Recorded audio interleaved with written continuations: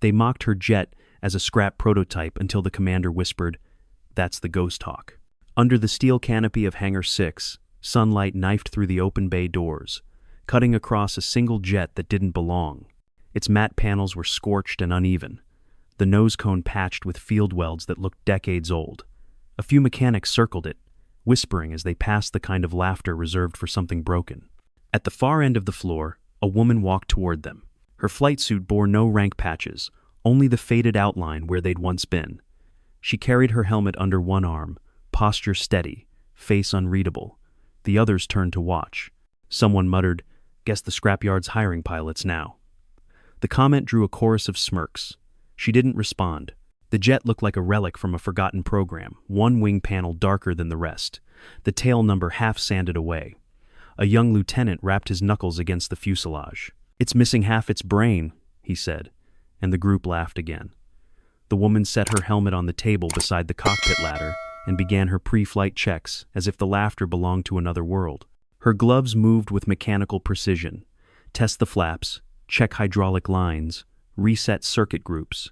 Every gesture exact, practiced, without wasted motion. It wasn't defiance, it was discipline. She'd done this 1,000 times before, in hangars that didn't exist on any map.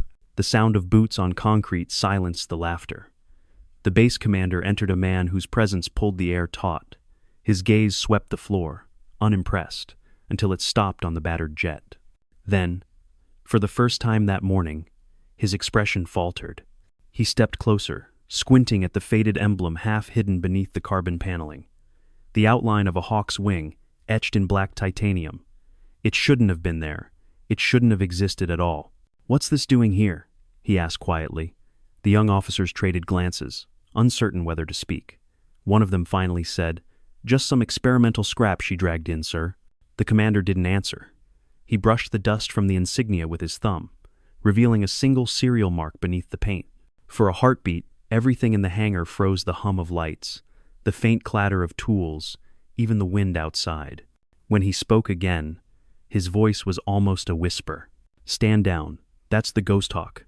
The words carried further than any shout. Every pair of eyes turned toward the woman in the flight suit. The smirks vanished. One of the engineers dropped his wrench. It hit the floor with a metallic echo that sounded like the end of disbelief. She looked up at last. For the first time, her gaze met the commander's. No triumph, no anger, just the calm of someone who had lived through a secret larger than all of them. She pulled on her gloves, sealed the helmet, and climbed the ladder toward the cockpit. Outside, the morning air rippled with heat. Inside, silence held the hangar in its grip. Somewhere deep within the aircraft, a dormant system came alive. Lights flickered across the console green, then gold marking the return of something long buried. The commander took one slow step back, still staring. "It can't be," he murmured. But it was. And every soldier in that room understood, too late, that the woman they'd mocked wasn't here to prove herself. She was here to remind them what legends looked like when they came back from the dead. Engines howled to life, swallowing the hangar's silence as heat shimmered along the concrete floor, and men stepped back without being told. The Ghosthawk's canopy lowered with the mechanical hiss of old hydraulics, a sound both familiar and impossible, because everyone in that room had been taught this jet was destroyed years ago in a classified crash over the Pacific. The woman inside didn't look around or seek permission. She moved through the startup sequence with the cold precision of ritual, every switch thrown and system engaged, like she had been waiting years for this moment to repeat itself. The commander's voice cracked through the intercom, firm but uncertain, ordering the external crew to stand clear of the flight line. No one moved until he barked again, louder this time, as if raising his tone could hide the tremor underneath. The younger officers hurried to the control booth, whispering half-remembered rumors about the Ghosthawk project, about stealth protocols so advanced they were supposedly erased from every record. Some said it could fly unseen by radar. Others claimed it had never really existed, just a ghost in Pentagon folklore. Yet here it was solid, black, and humming with power that felt almost alive. The commander leaned toward the comm console, his eyes fixed on the woman in the cockpit. "Lieutenant, that aircraft isn't cleared for launch," he said, though even he didn't sound convinced. She adjusted the throttle levers and replied evenly, "Then, consider this a systems test." Her voice was calm, stripped of emotion, the way only soldiers who had lost everything could sound. The turbines roared again, pulling air through the hangar like a storm. Dust rose, papers flew, and the overhead lights flickered under the vibration. Someone shouted for the emergency cutoff, but the control screen lit up on its own, an old code blinking across the interface. Gate H1 protocol active. The commander froze. That code wasn't in the system anymore. It had been decommissioned and buried with the files of people who no longer officially existed. A low tone echoed from the comnet, followed by the clipped voice of Air Defense Command demanding identification for the unauthorized activation. The comm officer tried to respond, but the channel was already overridden. The Ghosthawk had bypassed every failsafe, every firewall, every known chain of command. The system itself had recognized her before any human could. As the blast doors opened, sunlight flooded the hangar, slicing across the jet's hull where the hawk emblem burned faint gold under the glare. The crew shielding their faces realized they weren't watching a malfunction, they were witnessing the rebirth of something forbidden. She eased the throttle forward, wheels rolling slow, the engines exhaling a low growl that seemed to resonate in the bones more than the ears. Every man in uniform who had laughed earlier now stood at rigid attention without knowing why. Reverence had replaced ridicule. The commander stepped toward the taxi lane, trying to assert control that had already slipped away. "Lieutenant, by order of Central Command, you are to power down immediately." The intercom hissed, his words swallowed by the jet's rising pitch. For a heartbeat, her gaze met his through the canopy glass, a silent acknowledgement, not of defiance, but of understanding that authority existed in layers deeper than rank.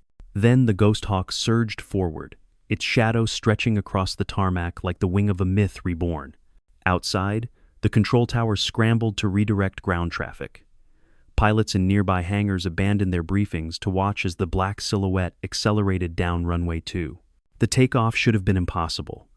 Maintenance logs marked the jet as non-operational, its avionics gutted, its engine modules outdated. But the roar that followed was unmistakable, the sound of stealth turbines spinning beyond recorded decibels, the kind used only in experimental propulsion systems no one was supposed to remember. At 400 knots, the Ghosthawk lifted off the ground, its landing gear folding with an audible click that echoed across the base. For a moment, it hung low against the horizon, wings catching the sunlight in a single metallic flare, before vanishing into a climb so steep the human eye struggled to follow. The radar operators blinked at their screens, confused as the blip disappeared mid-ascent, the system registering a phantom signature that contradicted every law of physics. One whispered, "She's gone off scope." Another corrected, "No, she's invisible." End of 4. Back in the hangar, the commander stood alone, the heat of the exhaust still rippling through the air, his cap trembling in his hand. He wasn't angry. He wasn't even surprised. Somewhere deep inside, he had known the truth all along. The Ghosthawk project hadn't died. It had been waiting for the one pilot capable of controlling it. He turned toward the open bay doors where the echo of the jet still trembled through the sky. And for the first time in years, the hardened officer felt something dangerously close to awe. Above the clouds, the woman steadied the controls, her breathing calm against the hum of the engine. The cockpit lights cast faint reflections across her visor, outlining eyes that carried entire wars behind them. A small compartment near the throttle flickered open, revealing a chip engraved with the emblem of her old squadron Unit 9, Silent Valkyrie. Her fingers brushed it once before sliding it back into place. Below, the base scrambled with activity, alarms blaring, radio channels filling with confusion.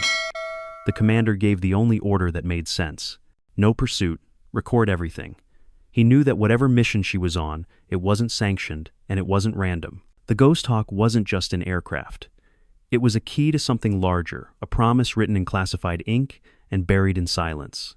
Far above the desert, contrails curved into the thin blue air, then vanished completely as the stealth systems engaged. The sky absorbed her presence until nothing remained but the distant sound of wind and the faint shimmer of heat. Somewhere over the horizon, the world was about to remember what it had chosen to forget. Legends don't retire, and ghosts never really die.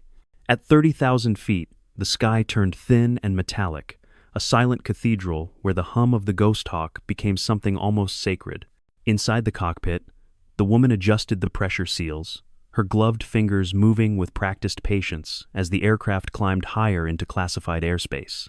Below her, the world folded into blue haze, and the turbulence faded until there was only the sound of her own breathing. Calm and steady, the rhythm of someone who had been waiting years to be seen again. A warning light blinked once on the console. Not an error, but an invitation. A dormant system stirring awake after too long in the dark. She reached for the override key, entered a string of codes, burned into memory rather than written on paper, and watched as the encrypted data filled the display. Lines of numbers scrolled by, coordinates aligning with old mission tags, and one by one the ghosts of her past came back to life on the radar map. Each marker represented a field operation she had once commanded, each now buried under decades of denials and redacted reports. The world had erased her name. The system had not. Far beneath, command scrambled to trace the signal as the Ghosthawk breached the satellite perimeter, its stealth signature rewriting protocols faster than any human could react. The commander stood before the control screen, watching the coordinates flicker across regions marked Restricted, Obsidian Hand, Project Silence. The acronyms were relics from a war that had never been publicly acknowledged, and his throat tightened as he realized what her flight path meant. She wasn't running. She was going back. The woman leaned forward, eyes narrowing against the glare as the first cloud wall broke open, revealing the skeleton of an abandoned airfield below a place that officially did not exist. Rusted towers, collapsed hangars, the faint outline of a runway carved into salt flats. She recognized the formation immediately. It was where her unit had vanished, where the Ghosthawk program had been shut down after a mission gone wrong. The silence in her headset carried the weight of every unspoken name. Her hand hovered above the comm switch. For a long moment she considered contacting base, but there was nothing left to explain. The only truth that mattered lived in the black box buried beneath that runway. With a slow breath, she armed the secondary thrusters and began her descent, the air thickening around the jet, as if resisting the return of something long forbidden. Back at headquarters, officers argued over whether to deploy interceptors, but the commander silenced them with a single order to stand down. He knew the type of pilot she was, the kind who didn't break orders unless the mission demanded it, the kind who didn't come back unless there was something the world needed to see. "Let her finish it," he said quietly, and though no one dared argue, the room fell into the kind of silence reserved for watching history correct itself. The Ghosthawk touched down on the cracked runway with a grace that defied its years. Dust spiraled around the landing gear, settling like smoke over a grave. She powered down the systems and stepped out into the heat, helmet under her arm, boots sinking slightly into the sand-coated concrete. The horizon shimmered, empty, except for a single bunker door half buried under debris. She walked toward it without hesitation, every movement measured, her shadow long against the ruins of what had once been a secret empire. Inside the bunker, the air was stale, with the scent of burnt metal and hydraulic oil. The walls were lined with broken terminals, shattered screens still faintly glowing with the emblem of the hawk. She knelt beside a control panel, brushed away the dust, and inserted the same key she had carried since the program's final day.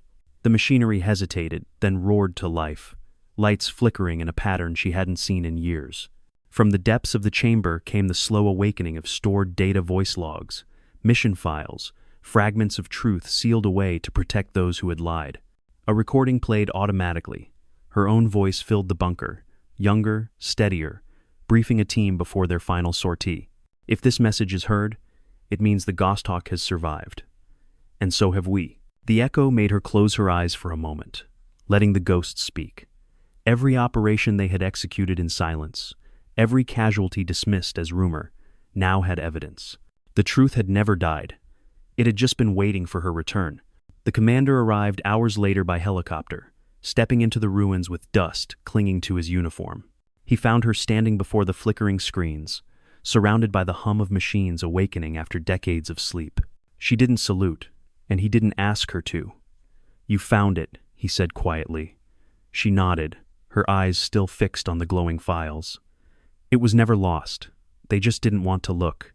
He studied the data for a long time, the names of missions erased from every archive now reappearing before him. "You know what happens if this gets out," he said, his voice low but steady. She finally turned toward him, her expression calm, the same restrained composure she had carried through humiliation, exile, and resurrection. Then maybe people will remember who paid for their silence, she said. Outside, the wind shifted, carrying the faint roar of distant engines, other aircraft approaching, summoned by the reactivated signal.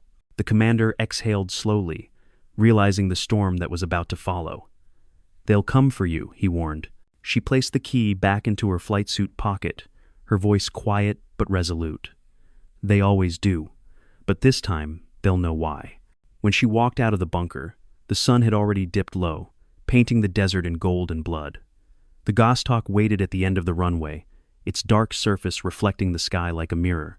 She climbed back into the cockpit, the engines pulsing with the rhythm of a heartbeat long denied. As the jet lifted off, the commander watched it ascend until it vanished into the horizon, leaving only the echo of a legend rekindled. In the command logs filed that evening, one final note was entered under classified clearance. Asset GH-1, reactivated by original pilot. Status autonomous. Purpose redemption. And somewhere beyond radar range, the Ghosthawk vanished into cloud and silence, carrying with it the proof that courage never retires, and ghosts never fade when honor calls them home. Dawn returned as a thin line of light along the desert horizon, stretching over the empty airfield like a memory refusing to fade. The Ghosthawk had vanished hours earlier, yet its echo still lingered in the trembling silence, the scent of jet fuel hanging like incense after a ritual. The commander stood near the shattered bunker door, coat whipping in the wind, his eyes tracing the faint vapor trail dissolving into the morning sky. He had written hundreds of reports in his life, but none that carried the weight of witnessing the impossible made real again. Back at Central Command, the first classified transmissions began to surface encrypted signals that no system had authorized, routed through defunct satellites belonging to the defunded Silent Valkyrie network. Analysts tried to intercept them, only to find the data streaming directly to ghost nodes long believed dismantled. Every trace pointed to the same origin, the Ghosthawk itself. The aircraft had become a moving server of memory, a living archive reconnecting the scattered remnants of a buried truth. Each ping carried fragments of lost pilots' voices, flight logs, and mission directives stamped with red seals that said, "Erased by Order 77A." For the first time, the world's most secret war began speaking for itself. The woman piloting the jet flew low over the coastline, where waves struck the cliffs with the rhythm of artillery. Below her, the skeletons of decommissioned bases gleamed faintly in the dawn light. She had flown this route once before, years ago, carrying a payload that never reached its destination because someone in power had decided her team's survival would endanger their narrative. The Ghosthawk's navigation system guided her without hesitation, aligning perfectly with coordinates she hadn't entered, as if the machine itself remembered where justice had been denied. In the cockpit, the HUD shimmered and split into two screens, one showing her flight path, the other playing fragments of archived footage faces of soldiers long presumed dead, each one saluting before boarding. The recorded voices overlapped, a chorus of ghosts murmuring through static. "For the record," her own younger voice said faintly, "we never failed. We were abandoned." The words hit like a pulse through the hull. She didn't flinch. She simply pushed the throttle forward, letting the roar of the engines drown the ache of recollection. Far below, coastal radar stations began reporting an unidentified contact, moving faster than any aircraft currently in commission. The control towers requested visual confirmation, but the signal kept disappearing from their screens, reappearing miles away in fractions of a second. The analysts couldn't understand it. The commanders didn't want to. Somewhere in a dark room of the Pentagon, a single general recognized the pattern and understood who it must be. He ordered the transmission lines cut, but the data was already outstreaming live through civilian networks, broadcast as fragments, half-sentences, coordinates, and the same haunting code repeating at the end of every transmission. Valkyrie lives. As the Ghosthawk reached open ocean, the clouds ahead glowed faintly gold, and sunlight spilled over the canopy like liquid fire. The woman reached for the black box mounted beside her seat and activated the final sequence. The screen brightened, displaying one-word release, followed by a countdown that pulsed in rhythm with her heartbeat. She wasn't dropping a bomb or weapon. She was releasing evidence, transmitting every file, every voice, every erased report to public satellites orbiting the Earth. The truth would no longer belong to commanders or politicians. It would belong to everyone who ever bled in silence. At headquarters, chaos erupted. Alarms sounded, emergency lights flashed, and communication officers shouted over each other as they watched the data cascade across unsecured networks. The commander who had once whispered the name Ghosthawk stood among them, unmoving, his face carved with a strange mixture of fear and pride. He understood what she had done. This was no rebellion, it was resurrection, the kind that stripped lies of their power and forced the living to answer for the dead. "Let it happen," he said, and his voice cut through the storm of panic like a single clean blade. They earned this. High above, the countdown reached 0. A pulse of light radiated from the Ghosthawk's undercarriage, invisible to the human eye but caught by every satellite camera pointed toward that stretch of ocean. The transmission hit the global network like a heartbeat of pure light. Across continents, classified archives flickered open for fractions of a second, just long enough for people to glimpse the forgotten, missions without medals, names without graves, heroes without witnesses. The world gasped before the screens went dark again, but the message had already taken root. You can't erase what remembers itself. The Ghosthawk banked left, tracing a slow arc over the sea. She switched the system back to manual, and for the first time since her return, she smiled a small, private curve of the lips that no one would ever see. The jet responded to her touch like an old friend, its controls fluid and alive, the hum beneath her hands more heartbeat than engine. Somewhere deep inside its circuits, the voices quieted, as if finally at peace. When she turned inland, the morning sun burned away the last of the night haze, painting the desert in molten gold.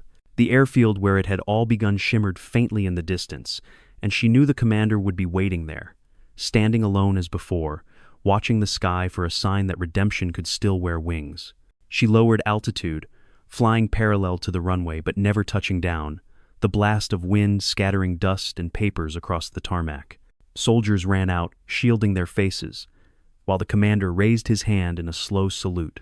For a brief moment, her shadow passed directly over him, one quiet acknowledgement between two survivors, bound by silence and duty. Then the Ghosthawk lifted higher again, rising into the light until it became nothing more than a glint above the clouds. In the reports that followed, officials would write that the incident had been contained, that no evidence of classified materials had been leaked, that no such pilot or aircraft existed. But the stories began spreading anyway, whispers of a black jet seen gliding over coastlines at dawn, of a woman's voice on old military frequencies reciting forgotten call signs, of a commander who saluted the sky every morning without speaking. Some said the Ghosthawk was still flying, mapping the truth across the horizon. Others said it had landed somewhere no radar could reach, waiting for the next war worth fighting. But those who had seen it rise from the hangar that day never doubted what they had witnessed. Legends don't vanish, they ascend. And sometimes, when the air is still and the light hits the clouds just right, the wind carries a whisper through the silence, part engine, part heartbeat, reminding anyone who listens that courage, once born, never truly lands. Night descended quietly over the desert, turning the cracked runways into rivers of shadow and reflected starlight, a landscape suspended between ruin and rebirth. The base had fallen silent after the day's chaos, its hangars locked, its lights dimmed to a cautious glow, as if even the machines understood something sacred had passed overhead. Inside the command center, the air smelled of dust and ozone, the residue of overworked circuits and unspoken awe. The commander stood alone at the central display, watching the static ripple across blank screens that no longer dared to track her signal. Every radar sweep returned nothing but silence, yet that silence carried weight, like the echo of a heartbeat just beyond human hearing. He hadn't slept since the Ghosthawk vanished into the horizon, though the exhaustion behind his eyes came less from lack of rest than from the realization of what he had witnessed. For decades, he had served the chain of command without question, building his life on the unshakable logic of order and hierarchy, yet today a single pilot had dismantled that illusion with nothing more than truth. The reports coming in from global networks were fragmented bits of footage, partial transmissions, whispers from journalists claiming to have intercepted data proving the existence of the Obsidian Hand program. Every agency denied involvement, but the world had already seen too much to forget. The truth was no longer a secret, it had become a story. He leaned against the table, fingers tracing the faded map pinned beneath the glass, each mark representing a ghost operation erased from history. Now, each redacted name felt alive again, demanding remembrance. Somewhere above the map's edge, the small insignia of the Ghosthawk gleamed faintly in the low light, a symbol that no longer belonged to the shadows. It reminded him of her face in the cockpit, the quiet conviction behind her eyes, the calm of someone who had stopped needing permission to do what was right. That was the thing about people like her. They didn't obey. They simply fulfilled the promise that others were too afraid to keep. A knock broke the silence. A young technician entered, his uniform still streaked with dust from the runway. "Sir," he said, his voice uncertain, "we've picked up a transmission on the old Valkyrie frequency." The commander straightened, motioning for him to patch it through. The speakers hissed, then cleared to reveal a steady, low female voice reading a single line. "The record stands corrected." Nothing else followed, only the faint hum of open air before the line went dead. The technician waited for instructions, but the commander simply nodded, his gaze distant. "Let it log itself," he said quietly. "That message was never meant for us alone." Hours passed before dawn began to pale the horizon again, washing the base in the faintest light of renewal. Outside, the wind carried the scent of dry sage and oil, the desert's way of reminding men that nature forgets nothing, it merely waits. The commander stepped out of the control tower and walked toward the hangar where it had all begun, the same hangar now marked off with yellow tape and guarded by silence. He ducked under the barrier, ignoring the regulations written by men who would never understand what it felt like to stand at the edge of legend. Inside, the air still held traces of burnt jet fuel and static charge. He stood at the exact spot where she had first powered the engines, remembering the way laughter had turned to disbelief in a single breath. He realized that moment had been less about revelation and more about reflection. The Ghosthawk had shown everyone what they truly were, followers of rules so rigid they had forgotten the purpose behind them. It wasn't defiance that had driven her. It was fidelity, the kind that answers not to rank but to conscience. And for the first time, he envied that kind of freedom. He walked to the maintenance table and found a small fragment of carbon panel lying there, likely torn loose during takeoff. It was blackened and sharp, the edges etched with a faint pattern of the hawk insignia. He turned it over in his hand, feeling its weight light but unbreakable, and slipped it into his coat pocket, a relic for the man who had once whispered, "That's the Ghosthawk." Sometimes legends leave behind more than memories. They leave proof that courage existed in physical form, something tangible enough to cut the skin. By midday, the world outside the base had begun to shift.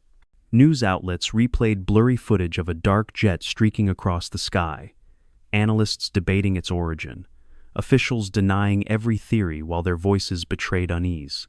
The story spread like fire because people recognized something in it: the longing for justice, the ache of forgotten truth, the dream that one act of defiance could still mean something. Hashtags began to appear across digital networks: number Ghosthawk, number Valkyria Lives, number Truth Above Orders. For once, the world seemed united not by fear but by reverence. The commander watched from his office window as soldiers filed past the gate, their faces set but softer than before. They no longer joked about the incident. They walked with the quiet humility of witnesses to something greater than protocol. Somewhere inside them, respect had replaced obedience. That transformation, he realized, was her true victory. She hadn't come to destroy the system. She had come to remind it of its humanity. That evening, the commander wrote a final entry in his logbook. The Ghosthawk remains unaccounted for. No further pursuit recommended. Legacy classified as inspirational asset. He paused, pen hovering above the page, then added one last line beneath it. Once a soldier, always a protector. When he closed the book, the sound was soft but final, like the closing of a chapter that had waited too long to be written. As the sun set, the desert glowed in colors of rust and gold, the sky vast enough to hold every secret it had ever buried. Somewhere beyond that horizon, the Ghosthawk flew on, its silhouette invisible but its presence undeniable, a pulse against the fabric of history. The commander stood outside, the wind tugging at his coat, eyes fixed on the distance where day met night. He knew that if he listened closely enough, he might still hear the faint hum of engines carried on the wind, steady and eternal. And in that sound lived the truth that no authority could contain, that courage, honor, and compassion don't fade with rank or time, they only wait for the brave to remember. Weeks passed, yet the sky above the desert never felt the same again, as if the air itself remembered the shape of the Ghosthawk. The base resumed its ordinary rhythms, marches at dawn, briefings at noon, the mechanical pulse of maintenance crews working under floodlights, but beneath that routine lived a silence too deliberate to be peace. No one spoke of the woman or the aircraft. They didn't have to. Her absence hovered in every empty corridor, a phantom uniformed in restraint, discipline, and myth. The commander carried on with his duties. But each report he signed seemed smaller, each order more fragile, like paper pretending to hold the weight of steel. At night, he would linger in the tower long after the last patrol had gone quiet, watching the horizon through binoculars as if expecting her to return. Sometimes the stars blurred from fatigue, and he wondered whether that blur was how faith disguised itself in men who no longer prayed. The airfield below stretched pale and infinite, an altar built for a god that refused worship, and he understood that what had taken off from that runway was not a machine, but an idea, one that no authority could ground.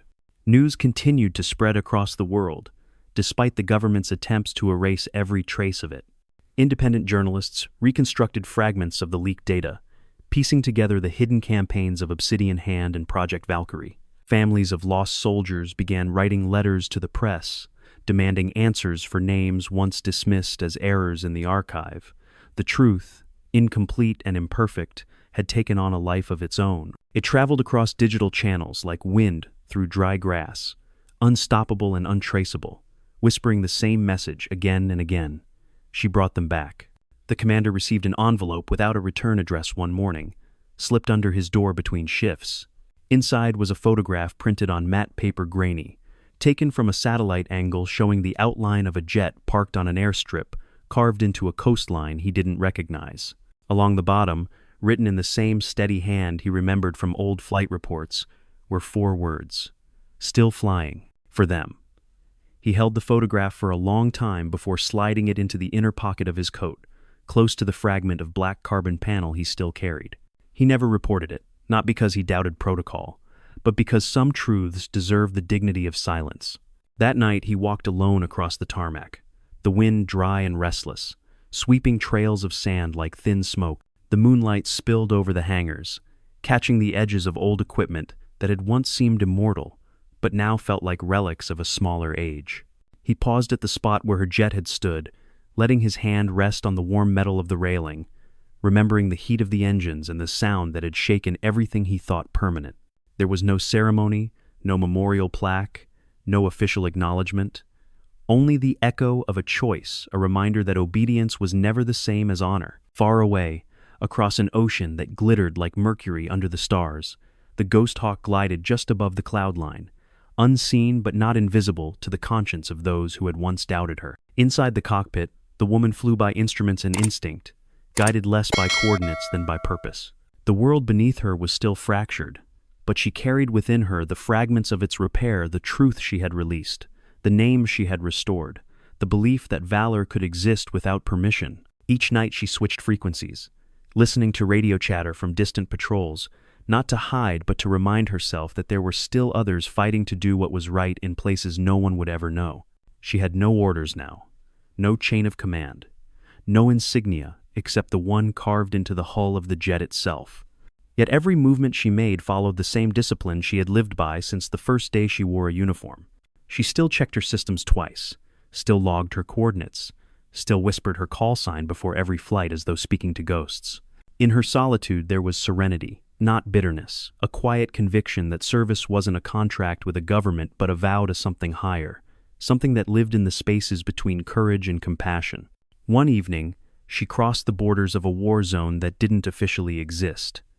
Below her, villages burned under the weight of conflict she'd once been ordered to ignore. Without broadcasting her position, she opened the Ghosthawk's auxiliary bay and released a cluster of relief pods, medical supplies, water, encrypted drives carrying evidence of atrocities the world pretended not to see. It was not vengeance, but duty, executed with the precision of mercy. When the pods struck the ground, the jet turned sharply, engines fading into silence before enemy sensors could catch the trace. Those on the ground would never know who had helped them, but the commander watching global feeds would recognize the pattern instantly. Back in the desert, he sat in his office as the report came through. Unidentified aircraft, stealth signature, payload humanitarian. He smiled for the first time in months, a small, tired smile that carried equal parts grief and pride. He signed the report as non-hostile and filed it under anomalous atmospheric interference. The world would call it a glitch. He knew it was grace. As the months bled into another year, the story of the Ghosthawk became folklore whispered in barracks, retold by soldiers who half believed, half hoped it was true.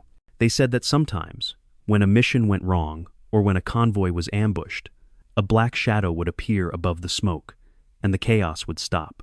No one ever captured a photograph clear enough to prove it, but everyone who survived swore they heard the same sound, a low hum like wings cutting through rain, followed by a voice over the radio, soft and steady, saying, "Hold your ground, help is coming." In the end, the commander retired quietly, turning over his commission with the same calm he had seen in her eyes that day. On his final evening, he stood outside his quarters as the desert wind rose, carrying sand and heat and memory. He looked up, and for a heartbeat he thought he saw a streak of movement across the sky, just a flicker, just enough to make him stand a little straighter. "Still flying," he whispered, and the words didn't feel like belief. They felt like certainty. Far above, the Ghosthawk banked once toward the horizon, where night met dawn, its silhouette dissolving into the light. The world below would go on repeating its mistakes, writing new wars, erasing old names, but somewhere, between the silence of duty and the noise of history, she would keep flying, not to be seen, not to be forgiven, but to ensure that no truth worth dying for would ever disappear again. And in that endless sky, her legend lived, steady as the hum of her engines, eternal as the vow she had never broken. Years later, the desert had changed its skin again, swallowing the last traces of the airfield under dunes of shifting gold. The wind still whispered through the empty hangars, carrying with it a sound like distant engines, a hum that made new recruits glance upward, as if expecting something to appear from the horizon. They called it superstition, a myth passed down by veterans who spoke of a woman and her impossible jet. Yet the commander, now long retired, knew better. He still lived near the edge of that desert, in a small house built from salvaged steel and memory, where every dawn carried the faint echo of wings. The world had moved on, reshaping itself through politics and promises, rewriting old wars into sanitized paragraphs for history books. The scandal of the Ghosthawk had been buried under layers of bureaucracy until it became rumor again, a convenient legend stripped of names. Yet even myths leave fingerprints. Across military academies, cadets studied anonymous case files marked training incident, base vanguard, unaware that they were reading the preface of a truth too dangerous to name. Some nights, the commander would hear their voices on the radio, practicing flight patterns that followed the same coordinates she once traced, and he felt something between pride and sorrow. Legends, he had learned, never rest, they instruct. In the evenings, he would sit outside with a mug of black coffee, the kind too bitter to be comforting, and read the coded letters she sometimes sent. They arrived without warning, printed on standard briefing paper, each one bearing no return address but sealed with the faint imprint of a hawk's wing. The messages were brief coordinates, timestamps, reports of covert aid drops, or civilian extractions in war zones that officially did not exist. They were the same concise tone she had used in every mission debrief, a language built for precision and restraint. He never wrote back, never had to. Between those clipped sentences lived an understanding older than words. She was still keeping her vow, and he was still bearing witness. Elsewhere, whispers of her presence began to shape policy in quiet ways. Drone operators in conflict zones reported interference they couldn't explain, radar screens flickering with brief silhouettes that moved faster than any known craft. In each instance, casualties were lower than expected. Civilians evacuated moments before strikes. Medevac routes cleared through chaos, as if someone unseen had guided them. Intelligence officers dismissed it as coincidence, but soldiers on the ground started using a new call sign in their transmissions, Guardian Hawk. The commander heard it once over a scrambled channel and almost laughed, though his eyes stung when he whispered the name aloud. What began as rumor had become doctrine. One winter evening, a storm rolled across the desert, lightning cutting through the clouds like the flash of artillery. The commander sat by his window, old uniform folded neatly on the chair beside him, Its colors faded, but the insignia still sharp. Thunder rumbled, and for an instant the sky split open, revealing a dark silhouette banking low over the horizon. It might have been illusion, a trick of age and memory, but the sound that followed was unmistakable, the low, steady hum of stealth turbines throttled just enough to be heard. He rose without thinking, stepping out into the rain, boots sinking into the mud as the wind tore at his coat. "Welcome home," he murmured, though he knew she wouldn't land. The storm swallowed the sound, but he didn't mind. Some greetings were meant for ghosts. At dawn, when the clouds broke, a package lay at his doorstep, wrapped in black canvas and bound by aircraft wire. Inside was a flight log, pages crisp and smelling faintly of jet fuel, each entry written in her neat, deliberate hand. The final page held only one sentence. "When the sky forgets its heroes, remind it who taught it to fly." Beneath the words rested a single insignia, polished, untarnished, the emblem of the Ghosthawk. He stood there for a long time, the morning sun glinting off the metal, the weight of it pressing into his palm like a heartbeat. Weeks later, the commander's health began to fail, and he was moved to a veterans' hospice overlooking the same stretch of desert where everything had begun. The nurses often found him awake at night, sitting by the window with the insignia resting on the table, eyes fixed on the horizon as if waiting for a sound only he could hear. They said he muttered sometimes in his sleep, repeating the same words again and again. "Stand down, that's the Ghosthawk." They thought it was confusion, a symptom of age, but to him it was a prayer, a reminder that reverence sometimes outlives the body. When he finally passed, the hospice staff followed his written request. No ceremony, no flag, no speeches. Only the insignia was placed atop his casket, and his ashes were scattered along the old runway at dawn. As the dust lifted into the wind, something moved high above the morning light, a glint of motion, quick and precise, too fast for any camera to capture. The witnesses later swore they heard the faint tremor of engines and a single radio transmission breaking through static, a woman's voice saying, "Mission complete, returning to base." The signal faded almost immediately, but every monitor in the control tower blinked once with the old code, GA1 protocol active.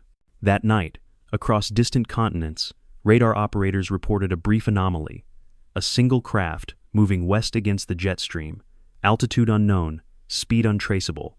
The world below slept, unaware that history was writing one final line across the sky. Somewhere in the upper atmosphere, the Ghosthawk flew beneath the stars, her pilot steady and silent, eyes fixed on the edge of the world. The coordinates in her logbook had led her back to where it all began, to a desert that remembered her name and a wind that spoke it back. As she flew, the first light of dawn touched the canopy, reflecting against her visor like a rising sunday. She reached forward, brushed a finger across the insignia on the console, and whispered the same words she had once spoken to the man who believed when no one else did. "Once a soldier," she said softly. "Always a protector." Then the jet climbed higher, engines melting into the wind, until she and the Ghosthawk became one with the sky. A legend, a promise, and the quiet truth that courage needs no witness to endure. And below, the desert glowed once more, as if saluting the return of something too timeless to ever truly disappear. High above the curvature of the earth, the Ghosthawk sliced through thin air where the atmosphere turned from blue to black, its engines whispering in frequencies too high for ordinary radar to hear. Inside the cockpit, the woman flew by instinct, the control lights reflecting against her visor like constellations that only she could read. The world below stretched infinite and distant continents sleeping beneath a web of clouds, the faint pulse of city lights flickering like heartbeats under gauze. She had been gone for years, yet every mile she crossed felt like another verse in the long prayer of those who refused to be forgotten. Her mission had changed over time, not by command but by purpose, the way rivers alter course without losing direction. What had begun as revelation had become guardianship. She was no longer exposing secrets but protecting what was left of truth. Across her dashboard, encrypted transmissions scrolled in coded bursts, distress signals, encrypted coordinates, cries for help from places where diplomacy had failed and humanity had been reduced to collateral. The Ghosthawk was not designed for rescue, but she had rewritten its programming long ago, turning its stealth into sanctuary. Each flight was a vow renewed, to appear when no one else would, to protect without leaving proof. That night, the coordinates led her toward the border of a frozen conflict zone, an expanse of tundra where opposing forces had agreed on nothing except silence. Below her, a convoy of humanitarian workers was pinned by shell fire, their vehicles burning in the snow like candles struggling against the wind. Without a word, she powered down the jet's transponder and descended through the cloud cover, the Ghosthawk dissolving into the storm. She flew low enough to feel the turbulence rattle through the hull, eyes narrowing as thermal signatures bloomed red across the screen. There were civilians down there, terrified and trapped, and she knew that command structures on either side would delay rescue until it was too late. She armed the jet's flare pods, but instead of weapons, she loaded chaffs, carrying emergency supplies, compressed food, thermal blankets, encrypted comm relays tuned to safe frequencies. With surgical precision, she dropped each pod through the blizzard, the parachutes opening in perfect sequence like the petals of a silent flower. The explosion stopped for a heartbeat as soldiers below turned their faces upward, caught off guard by the unfamiliar sight of a stealth craft delivering salvation instead of death. When the last pod hit the snow, she banked sharply, pulling the Ghosthawk into a climb that swallowed her into the clouds again. From the ground, all they saw was a shadow dissolving into light. She leveled off at 20,000 feet, breathing hard, feeling the pulse of the engines synchronize with her own heartbeat. The jet's systems hummed quietly, awaiting new orders, but she reached forward and cut the autopilot, letting the aircraft glide on inertia alone. For the first time in years, she allowed herself to close her eyes. Faces came unbidden, her team from the original Ghosthawk program, the commander's calm eyes, the soldiers who had learned too late what courage truly looked like. They were gone, all of them. Yet in the echo of memory they still spoke to her, not as ghosts but as witnesses. Far away, in the ruins of a once classified base, technicians monitoring decommissioned satellites picked up a faint ping. One signal reacquired. The message contained no coordinates, only a single phrase transmitted across multiple frequencies. Stand down, civilians safe. Mission continues. It looped for an hour before vanishing again, leaving nothing but static. Those who intercepted it didn't understand what it meant, but the commander's successor recognized the pattern and smiled quietly. "She's still flying," he said, half to himself, half to the ghosts listening from the walls. Days turned into weeks as she traveled between borders, guided not by alliances but by conscience. The world had begun to adapt to her legend nations, adjusting their flight protocols, intelligence agencies creating false reports to explain the inexplicable. Some claimed she was an autonomous drone built from leftover military technology. Others whispered that she was an angel disguised as a weapon. Neither theory mattered. What mattered was the pattern everywhere she appeared. Violence paused, and in the space between silence and fear, compassion found breath again. On her final recorded flight of that winter, she intercepted a distress call from a sinking cargo vessel caught in Arctic ice. Fuel low and visibility near zero, she pushed the Ghosthawk into the storm, flying blind through freezing wind and lightning that tore across the sky like veins of glass. The hull groaned under the strain, ice creeping over the wings, but she pressed forward until the coordinates appeared a blinking dot on an empty radar field. She descended fast, deploying the emergency beacon she had built herself, sending a signal to nearby satellites that would summon rescue teams hours later. She knew she wouldn't wait to see them arrive. Her purpose was not gratitude, it was continuity. The storm consumed everything. Static filled her headset, and the instruments flickered as the Ghosthawk's engines struggled against the freezing air. Somewhere, between the roar of wind and the creak of metal, she heard the faintest echo of a voice, the commander's voice, calm and resolute, the way he had sounded that first day in the hangar. "Stand down." That's the Ghosthawk. It wasn't memory, it was acknowledgement, a benediction spoken by the sky itself. She smiled beneath her visor and pulled the throttle, forcing the engines back to life. The jet burst through the cloud layer like a spark escaping from a dying fire, its contrails glowing against the aurora. When the storm finally cleared, no one saw her leave. Radar screens recorded a single streak of motion heading due south before disappearing over the pole. Rescue teams later found the ship's crew alive, saved by supplies dropped from an unidentified craft. The logs recorded the event as source unknown. But that night, an amateur radio operator in Alaska caught a transmission on a dead frequency, one clear voice beneath the static whispering, "Ghosthawk standing by." Mission never ends. Back over the equator, the dawn rose, spilling gold across the ocean as the Ghosthawk reappeared for a moment in the sunlight, its black hull gleaming like obsidian. Inside, the woman looked down at the reflection of the sky on the water, her face calm, her eyes steady. She knew the world would never know her name, and that anonymity was the point. True service demanded silence, and legends only mattered when they protected the living. She adjusted her course, leveled the wings, and let the jet fade into the distance where sea met sky, carrying the same promise she had once made in the desert, that as long as courage had a voice, someone would always be listening. And somewhere far below, on a coastline bathed in morning light, a child looked up and pointed at the faint glimmer moving across the heavens, asking what it was.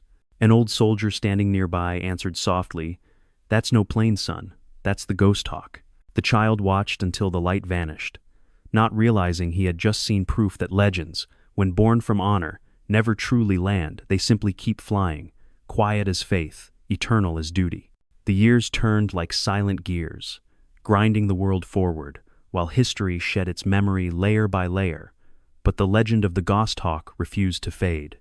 In cities now built over the bones of old wars, people still whispered her name in the quiet spaces between news broadcasts and bedtime stories. Some said she was a machine, an echo of forgotten technology roaming the skies on autopilot. Others swore she was a woman, still alive somewhere beyond the edges of mapped airspace, guiding unseen rescues and silencing weapons before they struck. Both versions carried truth, because myths, like soldiers, never fully die. They simply change uniform and keep serving the same cause.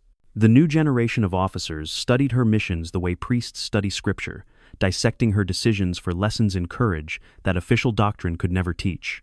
They admired her precision, but also her restraint, her ability to turn strength into mercy.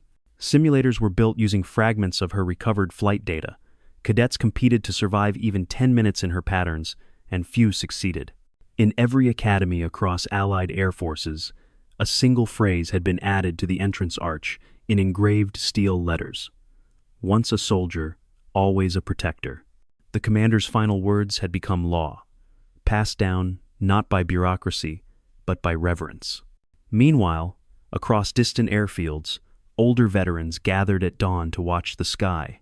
They had seen too much to dismiss what they felt, that low tremor in the air just before sunrise, the faint hum that rose and vanished like breath. It came without warning, but always in moments when the world teetered on the edge of conflict, as if reminding humanity to hesitate before lighting another fuse. They called it the Ghosthawk hour, a fleeting minute where time itself seemed to bow its head. Far above them, the woman who had once worn a name and rank now flew without either, the years barely touching her face behind the mirrored visor. The Ghosthawk systems had evolved through her touch, adapting and rebuilding itself from fragments scavenged across decades. Its engines now hummed on renewable plasma cells, its stealth skin pulsed faintly with biothermal resonance, an impossible fusion of metal and life. She had turned the machine into something closer to a living organism, bound by instinct rather than code, loyal only to her intent. Together they had crossed oceans, prevented disasters, and dismantled weapon systems moments before detonation. Each act was erased from the records within hours, yet every person saved carried the same unspoken gratitude toward an invisible guardian. One evening, as the Ghosthawk glided through the thinning atmosphere above a continent swollen with lights, she received an encrypted ping from a forgotten frequency, one she hadn't heard in years. The message carried no coordinates, only a fragment of a voice she once knew. "Stand down. Mission complete." For a moment, she thought it was an echo from her memories, but the transmission repeated, clearer, older, and unmistakably human. The commander's voice, preserved somewhere in the archive of her jet's system, had triggered itself in response to her altitude. She smiled softly, realizing the machine remembered him too. In silence, she whispered back, "Copy that, sir." But some missions never end. She turned the jet toward the open sea, its engines dimming to a whisper, leaving no vapor trail, only the shifting reflection of starlight on black water. Below her stretched the ghost of the old world, nations built on compromise and conflict, lines drawn and redrawn by hands that never touched the battlefield. She had long since stopped choosing sides. She flew now for the small mercies, for the quiet rescues unseen by cameras, for the single life worth saving in a world that measured worth by numbers. Every time she engaged the engines, she carried the same unspoken prayer the commander once lived by. May power serve decency, not pride. In one forgotten valley where the aftermath of a civil war had left villages in ruin, she descended through mist, the Ghosthawk hovering silently above the wreckage. Using thermal scans, she located survivors huddled beneath collapsed stone. She released microdrones fitted with cutting lasers and medical pods, their blinking lights weaving through smoke like fireflies. On the ground, no one saw her. They only saw the sudden clearing of debris, the flare of life where death had already settled. When the last survivor was lifted to safety, she rose again, disappearing into the fog before anyone could glimpse the source of salvation. Elsewhere, in a meeting room filled with polished brass and half-truths, political leaders debated the appearance of unidentified humanitarian interference across multiple territories. Some demanded retaliation, others proposed alliance, but no one could agree whether she was real.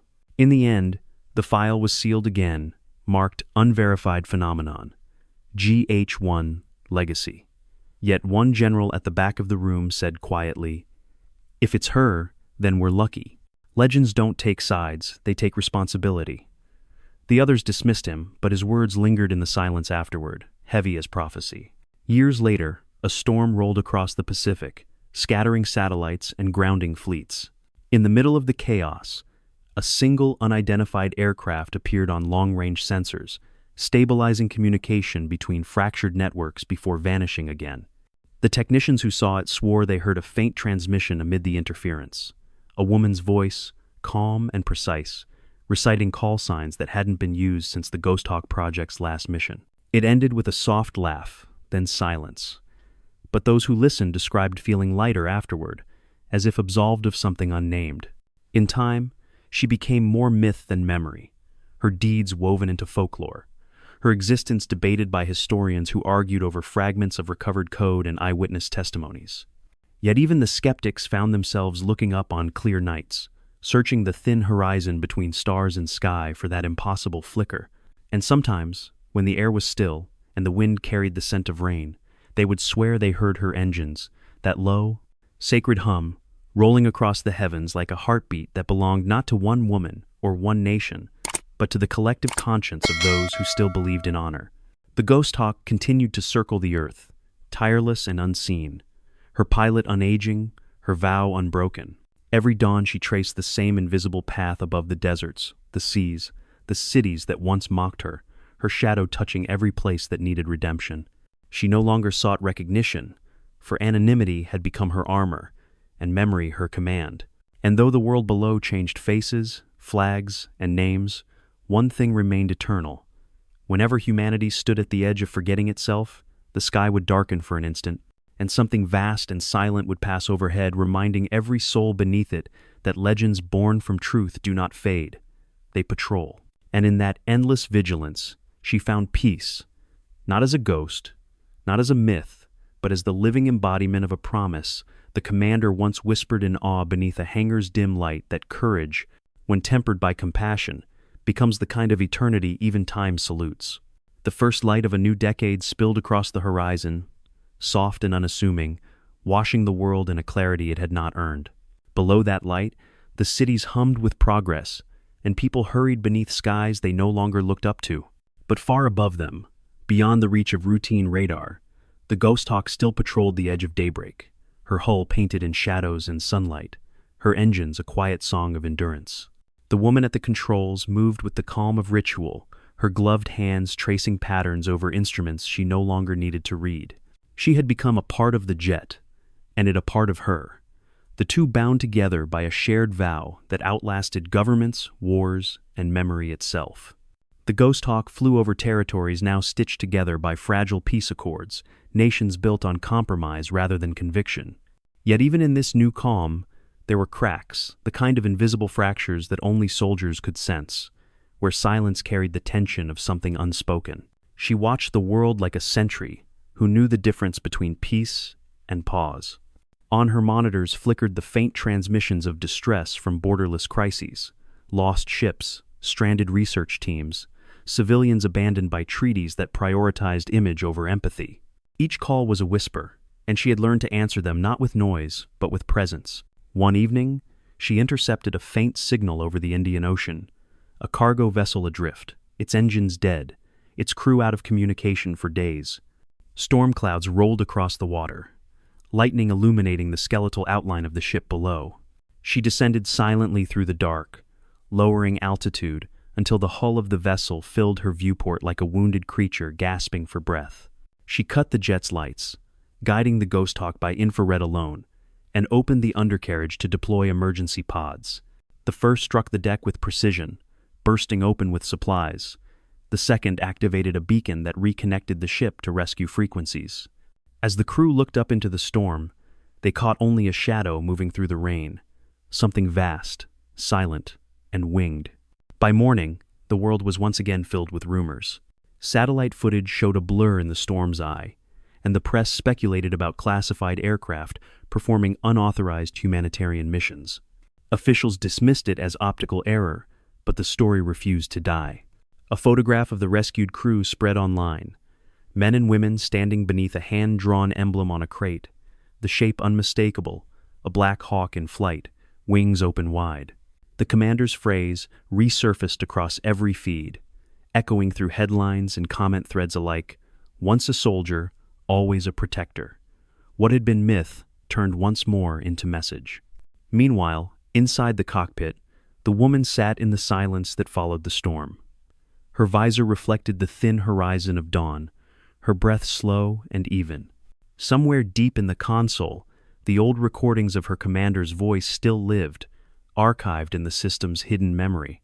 When the Ghosthawk stabilized, a fragment of his words began to play not as a malfunction, but as a heartbeat coded into the aircraft's soul. "Legacy isn't what they remember of you," his voice said, calm and deliberate.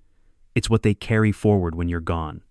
She closed her eyes briefly, letting the words settle into the space between memory and motion. Far below, the world began to notice patterns, conflicts averted before escalation, storms redirected by untraceable interference, border skirmishes ending with sudden technical malfunctions on both sides. Intelligence networks searched for answers, but the traces always led to the same place: nowhere. One report described the presence of a low-frequency anomaly consistent with unregistered stealth propulsion, detected seconds before each event. The file was marked Phenomenon GH and locked under clearance level Omega. But among pilots, no one called it a phenomenon anymore. They called it protection. As years accumulated like dust on forgotten metals, she came to understand that the Ghosthawk was no longer just her aircraft. It had become the conscience of the sky. Together, they were a living covenant between power and restraint, force and mercy. She knew that someday even legends must yield to time, but not yet. The engines still purred with steady defiance, and the world still needed its unseen guardian. She flew not for fame or forgiveness, but for the unspoken promise whispered between every line of duty. That service never ends, it simply changes form. On one quiet night, as the Ghosthawk glided above a sleeping continent, she initiated a systems check and found a message hidden deep within the onboard archive, something she hadn't written, something placed there long ago by the commander himself. The file was labeled Mission Continuum. When she opened it, a single directive appeared on screen. When the sky no longer needs you, teach it to remember. It wasn't an order, it was permission. For the first time in decades, she allowed herself to imagine stopping to think of what it meant to rest without betraying her vow. But then, outside the canopy, a flash caught her eye, a missile test site gone wrong, fire erupting over the desert she once called home. Without hesitation, she throttled forward. Some lessons, she knew, could only be taught in motion. The Ghosthawk tore through the upper atmosphere, a streak of black light slicing across the stars, her engines roaring like thunder disguised as wind. The explosion below was visible from orbit, but when the smoke cleared, the damage had been contained. Satellites caught the briefest shimmer before the heat signature vanished. Analysts wrote it off as luck. Survivors called it grace. Somewhere between those two truths lay the essence of her purpose, the quiet reminder that even miracles have operators. By dawn, she was gone again, disappearing beyond the curvature of the earth. The storm she prevented would never make the news, the people she saved would never know her name, and the legend would slip once more into silence. But that silence was her home, the space where faith and function became indistinguishable. The Ghosthawk climbed into the thinning air, the woman steady at the helm, her reflection swallowed by the rising light. From the ground, a child standing with his father on a quiet airstrip pointed toward the faint gleam moving through the morning sky. "Is that a jet?" he asked. His father, an old soldier with silver in his hair, smiled softly, shaking his head. "No," he said. "That's something else. That's what the sky remembers when it wants to be brave." And high above them, beyond reach, the Ghosthawk banked once, wings glinting gold in the sun, carrying onward the unbroken promise that as long as courage had flight, the world would never be without guardianship. In that endless horizon where silence met eternity, she flew on steadfast, unseen, and eternal as the vow that first gave her purpose. The archives of the new century were vast and spotless, each event catalogued by artificial intelligence, every war condensed into sterile summaries of metrics and outcomes. Yet buried deep within encrypted layers of forgotten code, there remained a single file that no system dared delete. It bore no author, no timestamp, only a title written in human hands scanned decades ago, the Ghosthawk record. For most analysts, it was myth, an internal joke in old military circles, the kind of story told to remind machines that legends existed before algorithms. But somewhere inside the living circuits of the defense network, the story still breathed, carrying traces of her voice, her flight patterns, and her final transmissions. It was not data, it was memory. And memory, unlike history, does not obey deletion. Far above the world that had turned her name into folklore, the Ghosthawk continued its vigil. The woman at the controls, older now, though age meant little to those who had already outlived their own era, moved with the patience of a monk tending an eternal flame. Her flight path traced the same invisible orbit each dawn, following the meridians she once mapped during missions that no longer existed on paper. The earth below had changed again, cities glowing like constellations, oceans darker, the deserts blooming with solar grids where airfields used to be. Peace had grown technological, not moral, but at least it held for now. She had become the keeper of that fragile quiet, the silent line between progress and hubris. Every so often, the Ghosthawk systems would catch stray transmissions from the ground training exercises, coded chatter, children laughing through open frequencies as they played with toy drones. She would listen in silence, sometimes smiling beneath her visor, reminded of what she had once fought for, the right for innocence to exist without uniform. There were moments when she wondered if it was time to stop, to let the sky belong wholly to the living. But then came the noise, the faint, irregular heartbeat of conflict stirring again in places maps still refused to name. And every time, she answered the same way, by keeping watch. One night, as the Ghosthawk passed over the desert where it had all begun, her sensors detected an anomaly on the ground, an excavation team unearthing remnants of the original airfield buried by decades of sand. Floodlights pierced the darkness, revealing the fractured concrete of the old runway, the outlines of hangars reduced to bones. Among the archaeologists were young cadets from a new defense academy, their faces lit by curiosity, not fear. They had come searching for artifacts of the program that once trained her, hoping to find the myth's proof. The woman slowed her altitude, circling silently above them. Through her visor, she saw their tents arranged in near-perfect formation, their discipline instinctive, their wonder unbroken.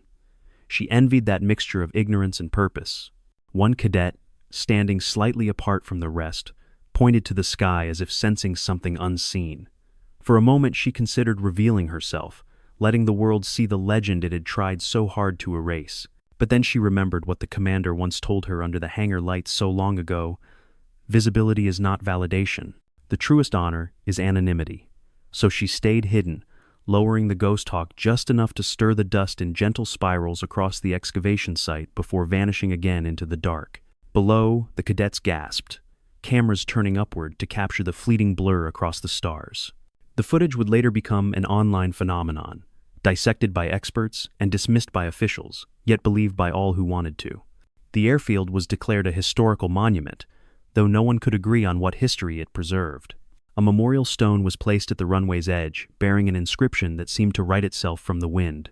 Courage outlives orders. Truth outlives fear. No one admitted to engraving it, yet every visitor swore it had been there since the beginning. As months passed, the Ghosthawk returned to the site again and again, like a pilgrim visiting a shrine, built for someone both herself and not herself. With each visit, she felt the world becoming lighter, as if the weight she had carried for decades was finally distributing itself among those ready to remember. Her legend no longer belonged to secrecy. It had become a seed, carried by new hands. She could sense it in the transmissions from Academy frequencies, where instructors now taught something called the Valkyrie Code, a doctrine of honor rooted not in obedience but in compassion, in the belief that moral courage outranks any command. She smiled when she heard their oaths, realizing that her commander's dream had survived him, just wearing younger voices. As the Ghosthawk ascended once more into the thinning atmosphere, she opened the archived transmission the commander had left her long ago, the one she had never dared to finish. His voice came through the static, older than memory, steady as the hum of turbines. "If you hear this," it said, "then the world still needs watching. Don't mourn what you've outlived, teach it to endure." The words filled the cockpit with a warmth that felt almost human. She whispered a quiet acknowledgement, a salute between eras, then turned the jet east toward the coming dawn.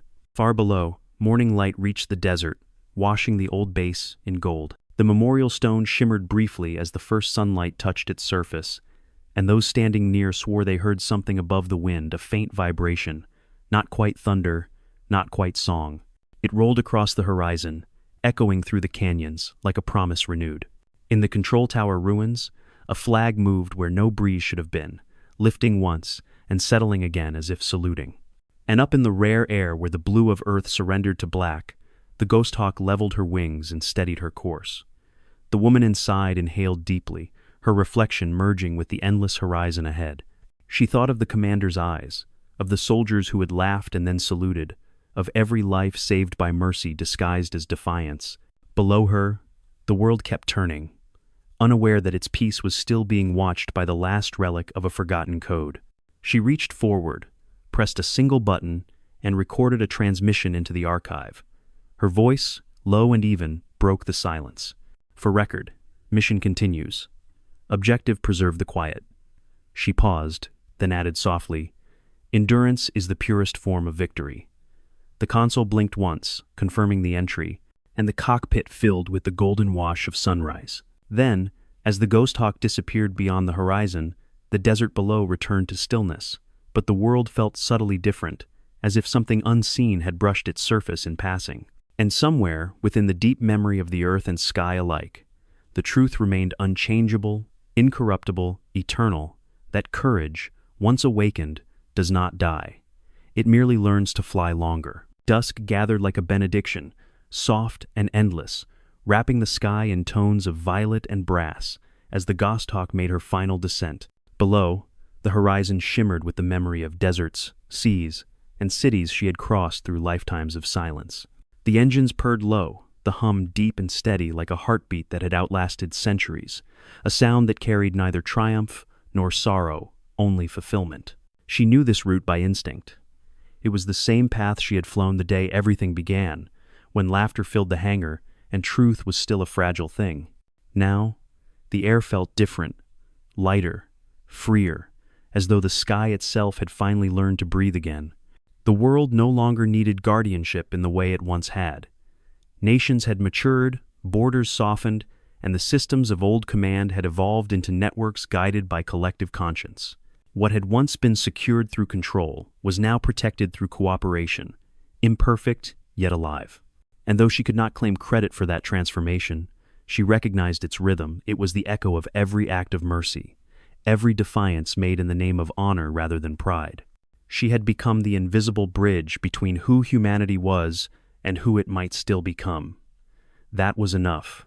The cockpit's light dimmed as the autopilot engaged for the first time in years, the aircraft flying itself with an elegance born of memory. She sat back, gloved hands resting lightly on her knees, eyes tracing the curve of the world below.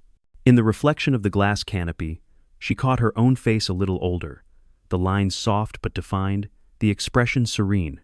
For the first time, she allowed herself to feel the weight of rest, the quiet that came after endless vigilance.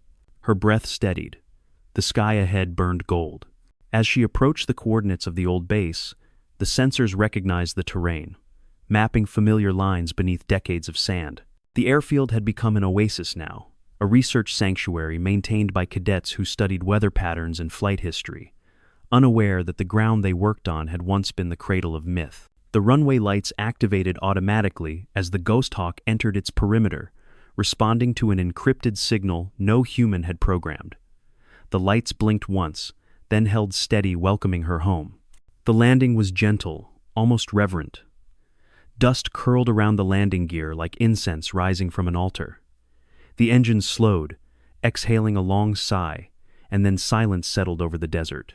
She opened the canopy, and warm wind met her face, carrying the scent of sand and distance. For a moment she simply sat there, eyes half closed, letting the world's stillness reach her. No crowds waited, no cameras, no salute, only the vast, forgiving emptiness of the place where legend and truth had first shaken hands. She stepped onto the tarmac, boots pressing faint imprints into the dust, and walked toward the hangar. The structure had been rebuilt, steel beams gleaming under moonlight, yet it still carried the same geometry of discipline. Inside, rows of young cadets' aircraft lined the floor, small, clean, functional machines built for learning, not war. She touched one wing gently, feeling the pulse of new beginnings beneath her fingertips. For the first time, she realized she had become what her commander had been to her, a silent witness, a keeper of courage. At the far end of the hangar, she found a plaque mounted on the wall. Its inscription was simple, carved in plain lettering, "To those who kept watch when the world looked away." Beneath it lay the emblem of the hawk, restored, polished, eternal. She reached out, traced its outline, and whispered the words she had carried for so long. "Once a soldier," she said softly, "always a protector." The echo filled the hangar, gentle and complete, like a lullaby sung by history itself. Outside, the wind picked up again, sweeping across the dunes. The Ghosthawk stood where she had left it, wings gleaming under the last wash of twilight. She turned once more to look at it, the machine that had been her home, her voice, her proof, and felt gratitude rather than grief. Legends, she knew, did not die. They simply folded into the sky, becoming part of the light that guided others. When she finally walked away, the night closed around her gently. Behind her, the Ghosthawk's navigation lights blinked once, then dimmed forever. Overhead, the stars brightened in answer, as if saluting a comrade finally at rest. And though no sound broke the silence, the air carried a sense of completion, the feeling that somewhere, far above human comprehension, a promise had been kept. By dawn, the desert shimmered under the rising sunday. The airfield gleamed faintly, its surface smooth and unmarked, as though no landing had ever occurred. But for those who stood there later, for the cadets and dreamers who touched the warm concrete and felt an inexplicable hum beneath their palms, the truth remained. The Ghosthawk had returned home. And from that day forward, when the wind moved across the dunes at dusk, it carried not just the whisper of engines but the heartbeat of an oath, fulfilled the vow that courage, honor, and compassion never fade. They ascend, quietly, into eternity.